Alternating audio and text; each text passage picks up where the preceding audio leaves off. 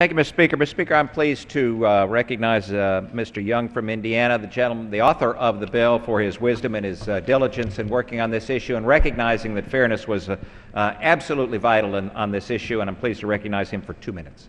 The gentleman from Indiana is recognized for 2 minutes.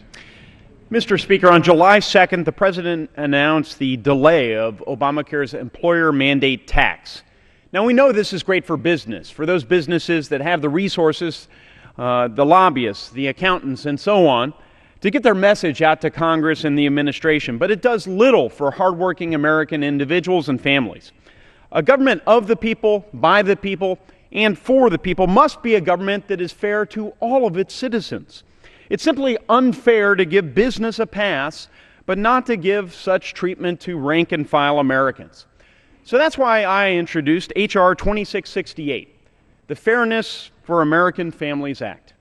The bill gives individuals the same reprieve from Obamacare that our president gives to big business. Under current law, individuals must buy insurance on January 1 or pay a tax. My bill would merely delay implementation of the individual mandate tax for 1 year as well. It's worth noting that the individual tax is just as confusing to hardworking Americans as the employer tax is to businesses. But families don't have teams of accountants and lawyers to help them comply with Obamacare. It isn't getting any easier either. On July 5th, an additional 145 pages of regulations was promulgated by this administration related to the individual tax. So how are ordinary Americans supposed to keep up with all of this? That's why poll after poll shows that the individual mandate tax is so unpopular. In fact, only 12% of Americans like it.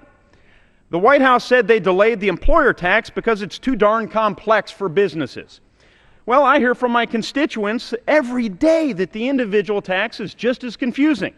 They want relief. The president only wants to give relief to some. I think all of our constituents deserve relief. And with that in mind, I ask my colleagues from both political parties, let's take off our political blinders for once. Let's do the right thing here. And let's support the Fairness for American Families Act. Let's provide the same relief to America's families that the Obama administration has granted to big business. It's only fair. I yield back. The gentleman